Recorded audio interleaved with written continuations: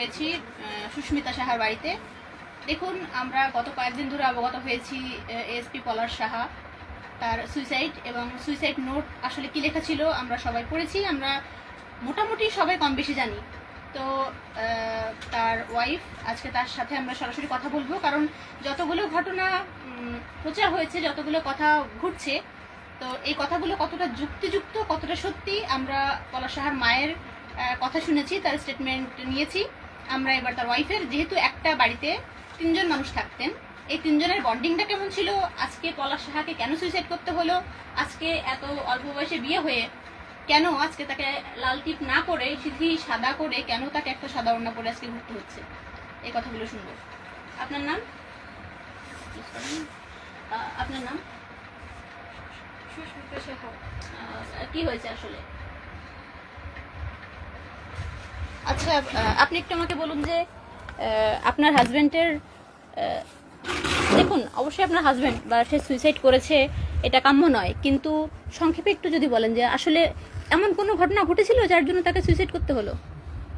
প্রচন্ড মানসিক অশান্তিতে ছিল সে। মানসিক অশান্তি মানে কি আপনাদের দাম্পত্য জীবনে কোনো কলহ ছিল, দাম্পত্য কলহ ছিল দুজনের মধ্যে, কোনো অশান্তি? আমার আর আমার হাজবেন্ডের পার্সোনাল কোনো ইস্যু নিয়ে কখনোই ঝামেলা হয় নাই।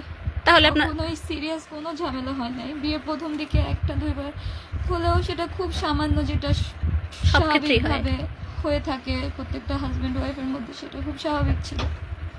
কিন্তু পরবর্তীতে 6 মাস 1 বছর পর থেকে আর কোনো ঝামেলাই হয় নাই আমাদের পার্সোনাল কোনো ইস্যু নিয়ে।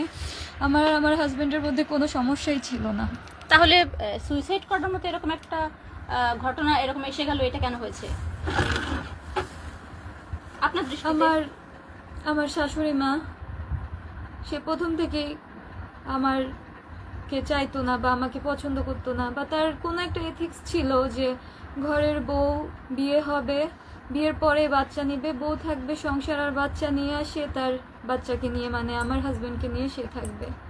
সেই যে 34-35 বছর বয়স আমার হাজবেন্ডের, সেই 2.5 বছরে আমি দেখতেছি বিয়ের প্রথম 26 দিন জাস্ট আমাদের বাসা ভাড়া করতে যেই সময়টা, বাসা দেখতে যে সময়টা লেগেছিল, সেটাই শুধু সময়টা লেগেছে। 26 দিন পর থেকে আমার শাশুড়ি মাকে আমার হাজবেন্ড নিয়ে আসছে, সাথে নিয়ে আসার কথা ছিল, বাট বাসা পায় নাই খুঁজে।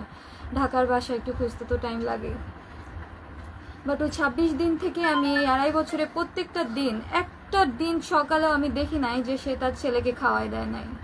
সে জাস্ট তার ছেলের জন্য যেটুকু ব্রেকফাস্ট তৈরি করার, যে তার ছেলে যতটুকু খাবে ততটুকুই রান্না করতো, অথচ ঘরে কিন্তু আমরা মাত্র 3টা মানুষ। সে তার ছেলেকে তার ব্রেকফাস্ট তৈরি করে খাইয়ে দিত, আর আমি আমার হাজবেন্ডটা ব্রেকফাস্ট করতেও পারতাম না, সে আমাকে করতেই দিত না। আমিও খুব শখ ছিল আমার হাজবেন্ডকে নিয়ে আমি সংসার করব, আমার হাজবেন্ডকে আমি একটা পদ এক একদিন রান্না করে খাবো, কজ আমি তো জব হোল্ডার না, আমি স্টুডেন্ট, আমি নতুন বিয়ে করেছি, আমার স্বপ্ন ছিল, শখ ছিল, আমার শখ ছিল। আমার শাশুড়ি আমাকে সংসার করতে দিল না। না, কেন কোনো মা কেন চাইবে যে তার ছেলে সংসার সুখী না হোক, ভালো না থাকুক? এটা এটা আমি কোনো সমস্যা কি আসলে? আমার শাশুড়িকে দেখতাম বিয়ের প্রথম থেকে সে তার ছেলের জন্য খাবার তৈরি করে, শুধু তার ছেলে যেটুকু খেতে পারে সেটুকু রান্না করে তার ছেলেকে খাইয়ে দিত। আর আমি আমার ব্রেকফাস্ট আর আমার শাশুড়ির ব্রেকফাস্ট আমি পরে তৈরি করতাম। আমার হাজবেন্ড তখন ঢাকায় কর্মরত ছিলেন চাকরিতে, তো সে অফিসে যাওয়ার পরে আমি আমার শাশুড়ি আর আমার ব্রেকফাস্ট তৈরি করতাম। অথচ আমরা ঘরে মাত্র 3টা মানুষ। সে যদি একটু খিচুড়ি রান্না করতো তার ছেলের জন্য, জাস্ট ওই কটা চাউলই নিত, আর কটা চাল ডাল বেশি নিলে কিন্তু আমরা 3টা মানুষ মাত্র। আর নতুন বউ আমি তো এমন না যে খুব মানে বাড়িতে অনেক মানুষ, সে বয়স্ক মানুষ, সে 3টা মানে 5-6টা মানুষের রান্না করতেছে এমন না, সে বয়স্ক মানুষ, সে মাত্র 3টা মানুষের জন্য, একটা মানুষের জন্য রান্না করতেছে, আর বাকি 2টা মানুষের জন্য কয়েকটা চাউল নিলে সে এমন। আপনার শাশুড়ির মুখ থেকে আমরা এমন শুনলাম যে আপনি নাকি মারধর করেছেন বা করতেন আপনার হাজবেন্ডকে এবং আপনার শাশুড়িকে।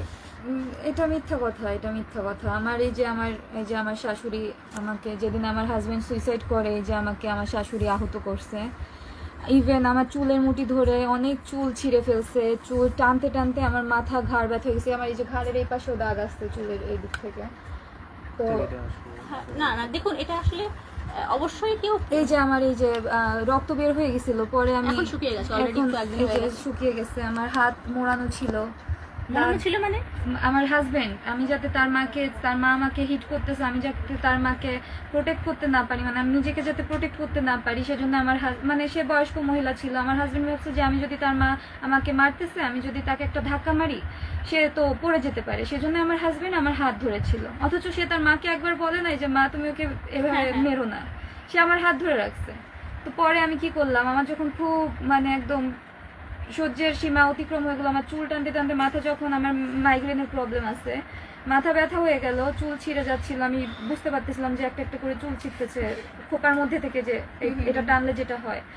তো তারপরে আমার হাজবেন্ড আর আমার শাশুড়িকে আমি জাস্ট, আমার হাজবেন্ড এরকম হাত ধরা ছিল, আমি দুই হাত কোনো রকম ভাবে একটু শক্ত করে এইভাবে দুজনকে আমার শাশুড়ি পিছনে, নিজেকে save করার জন্য। হ্যাঁ সেভ করার জন্য করলাম। তো আমার শাশুড়ি পিছনে যে দেওয়াল ধরলো, আর আমার হাজবেন্ড দেখলাম আমার হাজবেন্ড আর কি ওদিকে সরে গেছে, মানে আমার ধাক্কা লেগে ওদিকে সরে গেছে, আর ওদিকে ছিল দেওয়াল।